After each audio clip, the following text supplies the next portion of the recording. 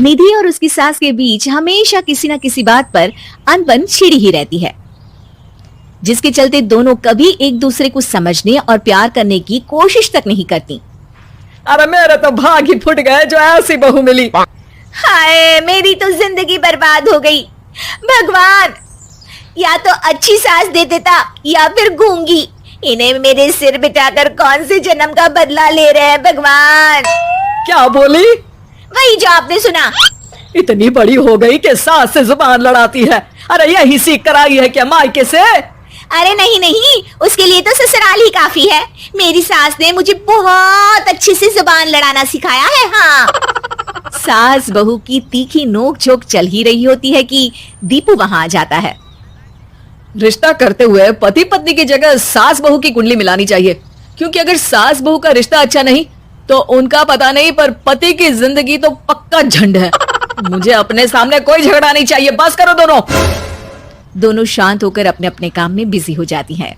Deepu office चला जाता है, जिसके थोड़ी ही देर में दीपू की बहन कल्पना का फोन आता है। अरे कैसी है रे बेटा? ससुराल में सब बढ़िया है ना? कोई तुझे परेशान तो नहीं करता? सास की बात सुनकर पास खड़ी निधि हंसकर कहती है, अरे बाहर है ऊपर वाले, खुद बहू को शांति से सांस भी नहीं लेने देती और बेटी से पूछ रही है कोई परेशान तो नहीं करता। अरे मेरी बेटी तुम्हारी तरह नाकारा और बदतमीज नहीं है, इसलिए उससे पूछना बनता है। तो उनकी सास भी आपकी तरह नहीं होगी, इसीलिए उन्होंने कुछ बोला नहीं।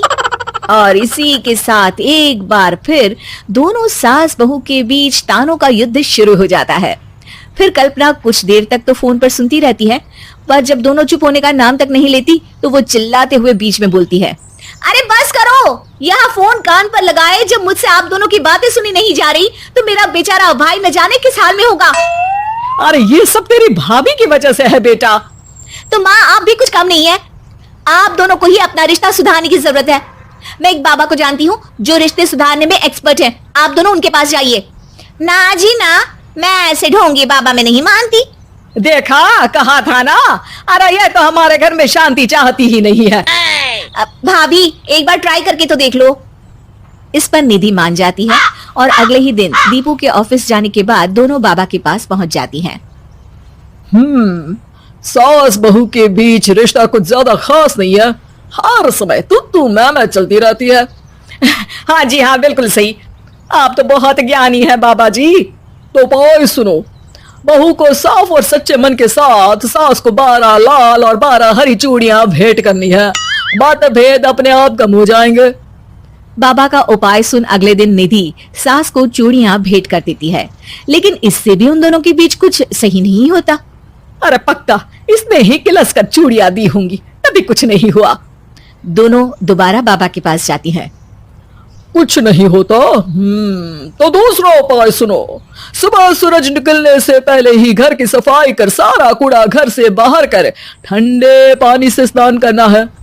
इससे दोनों के बीच रिश्ते अच्छे हो जाएंगे। अरे इतनी जल्दी मम्मी जी ही उठ सकती हैं? ये आपको ही करना पड़ेगा, मैं अकेली तो लड़ाइयां नहीं करती ना। बाबा का उपाय मानते हुए अगली सुबह से सास जल्दी उठ सूरज निकलने से पहले घर की सफाई कर ठंडे पानी से नहाने लगती है। ये सब कुछ दिन तक चलता है, जिससे अभी भी दोनों के रिश्ते तो नहीं सुधरते, पर सास की तबीयत खराब होने लगती है। अब लगता है आपने मन से काम नहीं किया होगा, तभी तो रिश्ता वैसा का वैसा पड़ा है और तबीयत खराब हो गई। अरे सही कहती थी तुम, कल मुहा ढोंगी बाबा। देर आए पर दुरुस्त आए। चलो आराम करो आप। अब निधि बाकी काम छोड़ सास की सेवा करने लगती है। अपनी पत्नी और माँ में ऐसा बदलाव देख दीपू बिल्कुल हैरान रह जाता है।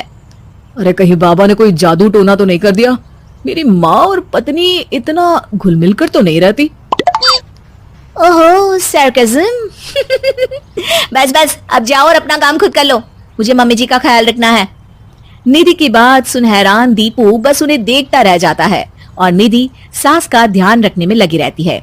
इसी तरह दिन बीतते हैं और निधि आधे से ज्यादा समय सास के साथ बिताने लगती है, जिस वजह से उन दोनों का रिश्ता पहले से अच्छा होने लगता है और वो एक दूसरे को समझने लगती है।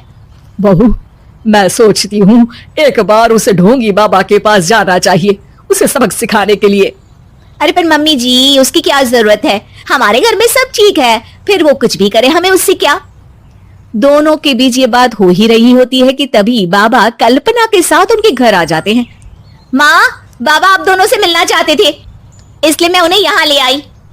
अरे पर हमें इस ढोंगी बाबा से नहीं मिलना। हाँ, मेरी बहू बिल्कुल सही कह रही है।